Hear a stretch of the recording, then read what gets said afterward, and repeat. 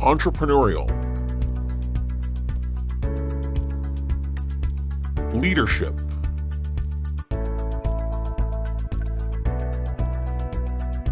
intellectual.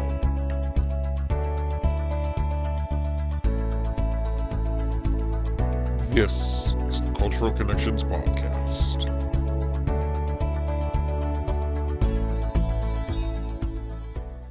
And good evening, everybody. My name is Brian Ives. I'm the producer and host of the Cultural Connections Podcast. Before I introduce our guest today, I want to remind all of our viewers at home that we are recording this episode live on Monday, November 7th, I believe it is, 2023. And it is a little after 5 p.m. in the evening. And we are recording this episode live to Facebook. So therefore, if you have a question you would like to ask our guests during today's podcast, please feel free to ask them below here on Facebook, and we'll be sure to get them answered during the podcast. I think today's topic is definitely a timely one, and we'll get into that in just a minute.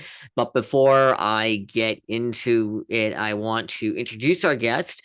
Our guest today is Rabbi Ben Rosen. Rabbi Rosen is the assistant rabbi over at Temple Beth Elohim in Wellesley, Massachusetts. Thank you so much for joining me today. Thanks for having me, Brian. Thank you again. So before we go any further, I always like to start off with our guests, I should say, giving a brief introduction of who they are and a little bit about their background, so our viewers, in this case, can get to know them. So if you can introduce yourself for our audience. Absolutely. So like you said, I am Rabbi Ben Rosen. I'm an assistant rabbi at Temple Beth Elohim in Wellesley, Massachusetts, which is a Reform congregation, right? So we align with the Reform movement in Judaism. I was recently ordained in May from Hebrew Union College in Cincinnati, Ohio, which is also where I am from. Both my wife and I are from Cincinnati, and following school, we made the big trek out east and are now proud to call ourselves New Englanders. Well, welcome to New England, where you're in for a real treat this winter, that's for sure. That's what I've heard.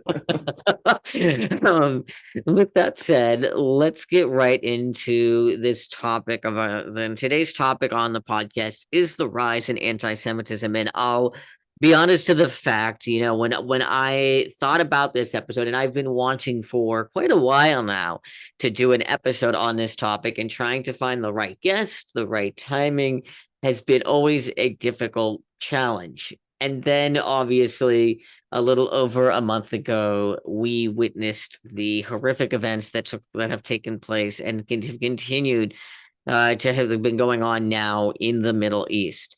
I guess my first question to you is, let's start off with more of a current event update. What do we know? What the situation for our viewers that have been following it but want more of a different perspective from what you hear from your sources? What do we know with what is going on, and what can you bring us up to speed with? Sure. So, this is all kind of with the caveat, right?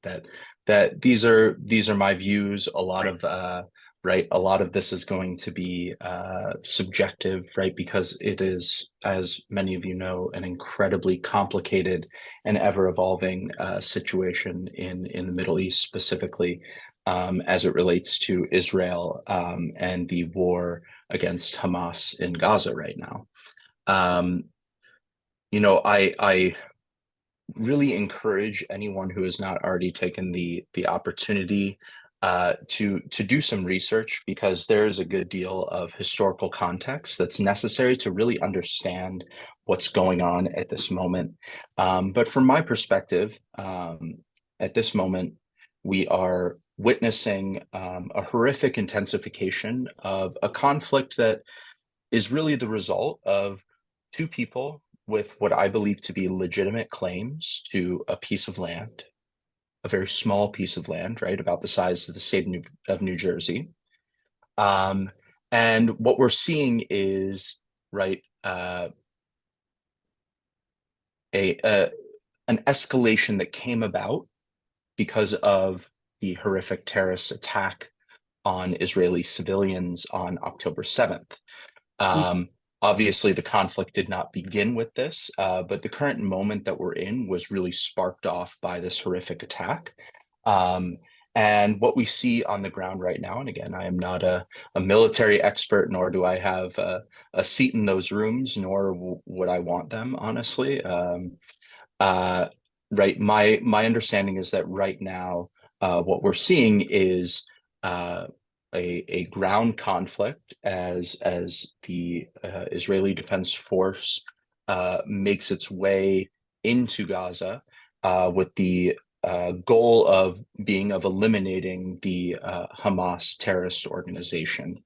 And of course, right, in the news, we've seen horrific images, right, from all sides, especially right now as the bombardments on Gaza continue to increase, right? We're seeing a lot of civilian casualties on the Palestinian side. And in this moment, right, for me as a rabbi, as a Jewish person, as a human being who values all human life, I think it's important, right, that we're able to hold a couple different truths at once, right? That the loss of civilian life in Gaza is a tragedy, right? And I also believe that Israel has a right to defend itself from an organization, right, which seeks to eliminate it from existence, right? And I want to be very clear. I do not. Hamas does not represent the cause of Palestinian freedom, right? It's one element, right?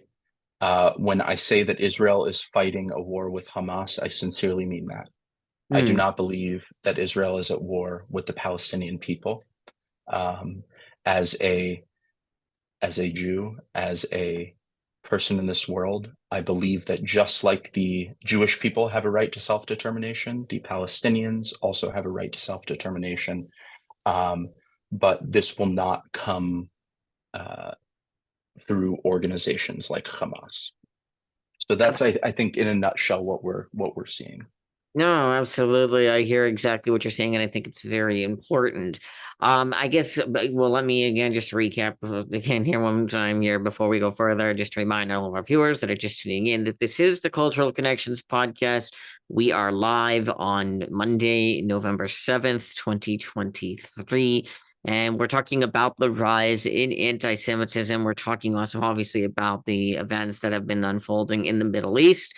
And we're joined by Rabbi Ben Rosen, assistant rabbi over at Temple Beth Elohim in Wellesley, Massachusetts. We're live here on Facebook. So therefore, if you have a question during the duration of the podcast today, please feel free to comment below and we'll do our best to answer them live for you during the duration of the podcast. My next question then to you really becomes, and then I want to jump into from there about, because my whole focus on this podcast was really to talk about the rise in anti-Semitism, which is something we are absolutely seeing not just here in this country, but globally. But again, we'll get into that in just a few minutes.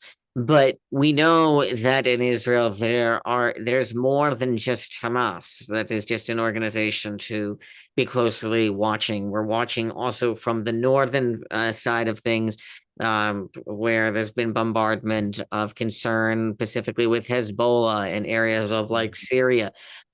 How do we, watching all of this and trying to figure out, okay, I mean, there's so much going on, obviously, all at once. How do you watch it all, balance it out? It's a great question, and I wish I had an easy answer. This is, and I think this, leads into kind of what we're here to talk about today, which is the rise in anti-Semitism, which, when we scheduled this, I don't know, a couple months ago, maybe, I think it was before Rosh Hashanah, Yeah. and this was current topic, right? Yeah. A topic that spoke to the time then. And as is so often the case, right, when we finally get around to talking, it feels like it's even more relevant now than it ever was. And it kind of feels like that's been the pattern for the past number of years. But in terms of how do you, right, take all of what you're seeing, right, what's happening in Gaza, what's happening on the northern border of Israel between Lebanon and Israel, right? I so it is a scary time to be an Israeli. It's a scary time to be a Jewish person right now Mhm. in the world. Um, it feels like, right, we're kind of getting it from all sides in a way right now. Um, the way that I understand at least the conflict in the north, and this is, related but not completely tied to Hamas, but from what I understand, the Iranian government has for many, many years supported Hezbollah, which is an organization that has been deemed a terrorist organization by the US and many other countries around the world. Um, so I think what you're seeing is right, attacks of opportunity. They're seeing an Israel that is right is under attack, and my guess is that they figured, well, now is time to join the dog pile.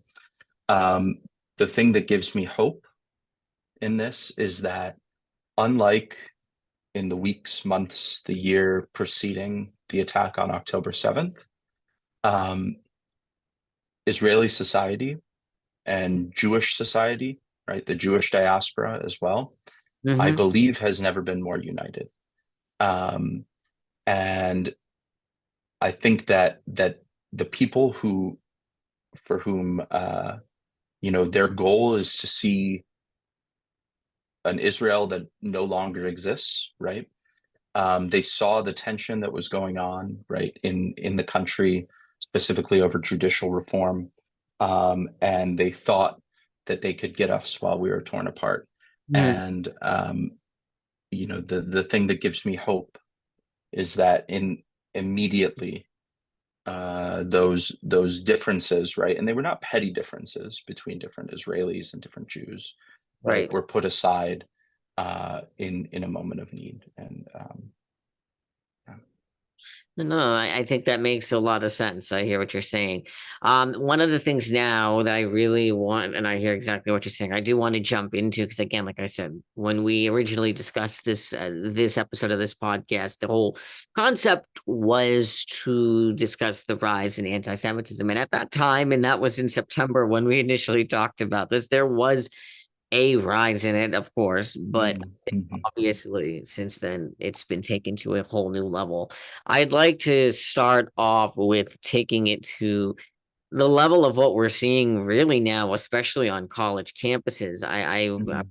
trying to, I'm drawing a blank at the moment. I think it was Columbia University recently in New York that recently saw some quite disturbing hate towards its hacks. There's been other college campuses across the country. How do what is how do you combat the hate, and what are the steps that Mhm. can be taken to combat this hate, and how to what can be done? A question that doesn't have an easy answer again. Unfortunately, right, there's no salve, there's no pill that we can take to eliminate anti-Semitism. I think it's really important to understand that anti-Semitism and what we might call uh, Jew hatred, right, before it, has been something that's been existing in our world for thousands of years at this point. Um, and in some ways, right, the anti-Semitism of today is no different than the anti-Semitism we've experienced over the past century plus. Right. Right. The difference is, I think, right now, social media. Right. I think that a big part of the quote unquote rise that we're seeing, right, is because anti-Semitism, maybe 10 years ago, right, anti-Semitic tropes, statements, feelings, right, even microaggressions, were not as easily noticed, right? But now that we have social media, and a person can see a post and immediately kind of like repost it right to theirs, to take words from another and put it onto their account, and then so I think that's a big part of why it seems to be so widespread right now. And I don't know, I'm of two minds, Mm. the optimist in me wants desperately to believe that the loud voices that we're hearing are a very vocal minority. And I really believe, right, if you're going to say like that if you're going to say that a person is uh, of the people who I would call anti-Semitic, right, across the board, right, not people who say anti-Semitic things or propagate anti-Semitic tropes, but Right. someone who is deeply anti-Semitic, I do, and I think I have to believe, right, just for my own well-being, that they are in the minority, right? The scarier thing to me is the largely silent majority. Right. Um, and I think that because we don't have people standing up, right, non-Jewish voices standing up to defend us, right, those small but loud voices are allowed to ring out and spread farther than they ever would before. So for me, what's the ticket, right? Or what's our best bet at combating anti-Semitism, right? I think it's to create relationships, Mhm. right? To create relationships with those people who are in the silent majority, right? I'm talking about the people who are on Instagram, right? Who have been seeing all of these things, all of these posts, right? Have been seeing uh, posts that glorify Hamas, or that uh, you know indicate that Israel or that Jews somehow deserved what happened on October 7th, right? It's the people who see that and say nothing Right. are the people who I am most afraid of, and who I pray are still able to be reached, right? Because we're a small people, right? Right. I don't what percentage of I don't know the exact percentage of the US population, right? It's like two something percent, Yeah. Something right? like right. Two something percent, even if all of us raised our voices, right? And to call out anti-Semitism when we see it, to condemn it, to refute it, that's still a small amount of people. Absolutely. To make real change, right? We need to educate, and we need to build relationships with the people who are in the middle, who are apathetic, who are lacking in knowledge, right? People that can still be reached, people that can still be allies to us, because I think that ultimately, um, that's how you do it, right? Is you work towards a world where there are more people calling out in love than there are calling out in hate. Oh, absolutely. 100%. I agree. I guess Michael, well, first of all, again, I want to remind viewers one more time before we go any further here that with you, if you are just tuning in or watching us or listening to us, this is the Cultural Connections podcast. We are live on Monday, November 7th, 2023, at a little after 5 p.m. in the evening. And this is the Cultural Connections podcast. We are talking about the rise in anti-Semitism along with the current events that are unfolding in the Middle East. We're joined by Rabbi Ben Rosen, assistant rabbi over at Temple Beth Elohim in Wellesley, Massachusetts. So if you have a question you would like answered during the duration of the podcast, please feel free to comment below here on our Facebook Live, and we'll be sure to answer them. Even if we're not live and you're watching on one or listening from another platform, please feel free to get in touch with me and I'll make sure to still get your question answered.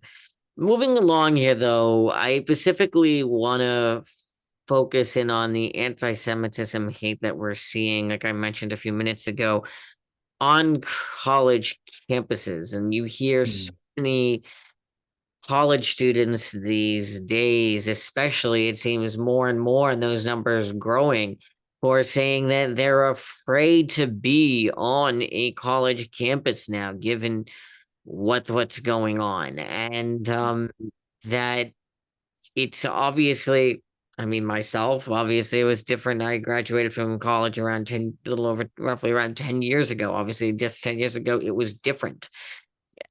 How do we make sure that students feel safe and that they're not being biasly hated towards just because of religion, or what are steps that college campuses can do to make sure that students feel safe on campus, and to, especially when it comes to the worriness of religion?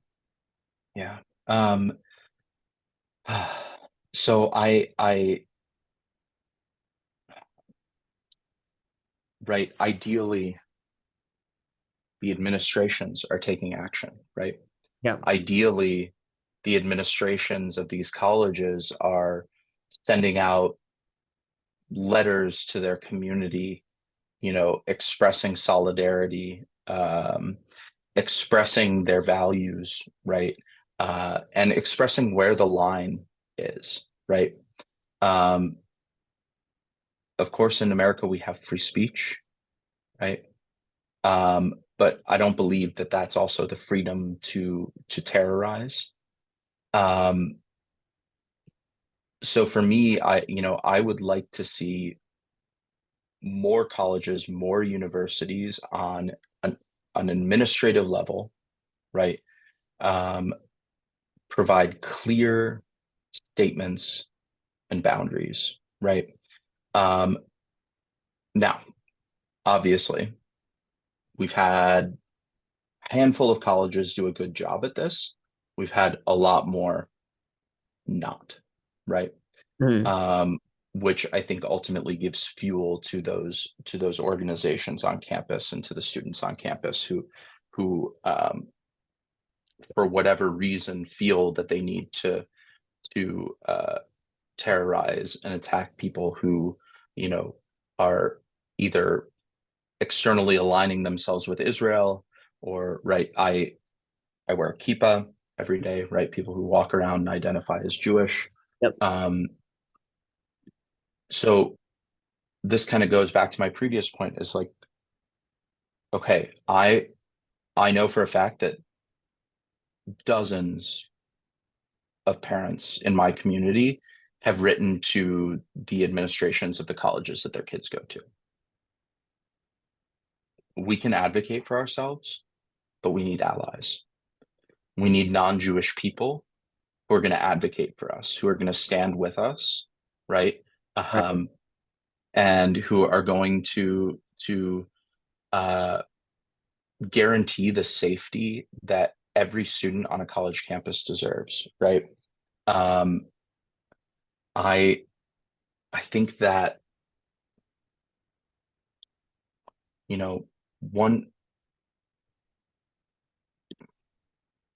one thing that it can't be is ignored. If you had asked me even a few years ago, you know, because people were talking about anti-Semitism on college campuses, you Right. know, Right. for a long time. Like this is nothing new, although it's like really intense right now. You know, and I would say to them, oh, it's just, you know, it's not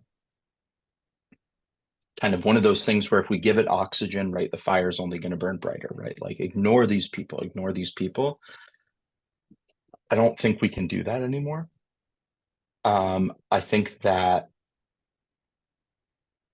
there, right, the fact that there have been, and I can't remember exactly where this was. Maybe it was at Cornell that they shut down the school because of you know, safety concerns because of threats that were specifically made against Jewish students in a Jewish dining hall. Um, where is the solidarity Right. after something like that happens, right? Um, I want to see, and I'm thinking back to my, you know, my time at college at in Ohio, and I'm like thinking about all of my non-Jewish friends. And if this had happened on my campus, you know, the next day I want to see those people out in the streets, you know, standing outside the student union, you know, with signs that say, you know, no home for hate here, right? Things like that. Absolutely. Um, it just seems like there is, regardless of where you fall politically, right? Regardless of where you stand vis-a-vis Israel, right? Um, Jewish people, Jewish students are hurting right now. And it is alarming to me, the double standard that is applied to the Jewish people when they are in danger. Um, I can't, you know, I can't say this for sure, but my sense is that if something like this happened at Cornell and it was targeted at another group, Yep. would we have seen solidarity in the days that followed with that group? I would hope so, right? And I would hope that the same solidarity would be extended to us as Jewish people. Absolutely. And yeah, no, it was Cornell. That's what I was trying at the wrong university when I was thinking of the different Mm, mm, universities. But Cornell, which had a 400% increase in rise in anti-Semitism over the past couple of weeks. And it's just alarming to looking at the numbers and everything. I guess the fact is, I hear everything you're saying, but it's a matter it's one thing to say that these non-Jews are going to get up and stand up and take a stand, and then mm, it's another thing to see them actually do it. And that's mm. I think that's the key here is that do they feel like they can actually do it? Uh, Right. Well, I think it's a case of selective outrage, right, right? right, Um, you know, I uh, look, I am a supporter of the Palestinian right to yep, their own state, right? When I was studying with my year in Israel, in my year in Israel, I went with an organization called Trua. We mhm, visited the West Bank, right? We visited the military courts in the West Bank. Um, I have seen and I have bared witness to the horrors of the occupation, right? I am firmly anti-occupation. yep, And yet, these people who are out in the streets in the past few weeks chanting things like Zionism is racism and from the river to the sea, right? yep, My question to them is, where were you 6 weeks ago? right, If this was something that was so uh, outrageous to you, why is it only when Jews are killed, yeah. right? Why is it only when the safety of Jews around the world are being threatened that you finally make your way to the streets? It's very perplexing to me. It's selective outrage. Absolutely. I fully in agreement. And I mean, I think this is something, obviously, that this is a discussion that can go on for hours and hours and hours. And it is such Absolutely. a discussion. We'll definitely bring you back on to continue this discussion at another time. But again, for now, for those again that are just tuning in, if you missed this podcast, go back and watch from the beginning to really get a full on context of what we just talked about. We were joined today on the pod. This what is and still in this episode of that you're watching is of the Cultural Connections podcast. I'm Brian Ives, the host and producer. Today we were discussing the rise in anti-Semitism, specifically with a look at the events that are unfolding in the Middle East and talking about the impacts on college campuses and really everything in between. And we were joined today by Rabbi Ben Rosen, assistant rabbi over at Temple Beth Elohim in Wellesley, Massachusetts. And I want to thank you, Rabbi, for joining me today and for taking the time to discuss this very important matter with me on the podcast today. And I want to remind those at home, if you have questions or comments or would like to submit a question that you did not get a chance to to ask during the live today, and you still would like to ask, please feel free to email me directly at Brian Ives, BRIANIV as in Victor ES @gmail.com. Email me directly and I'll get your questions answered directly. If you didn't get them answered, I keep saying answered, asked. And that's where my mind is at right now. And I will be sure to get them asked for you during the and we'll get it answered for you on that as well. And if you have suggestions for future episode of the podcast, please feel free to also contact me. I'm always open to future suggestions for the podcast. So for now, I'm Brian Ives. I'm the producer and the host of the Cultural Connections podcast. Thank you again to Rabbi Rosen for joining me, and we'll see you next time. I'm Brian Ives, producer and host of the Cultural Connections podcast. Thanks for joining me.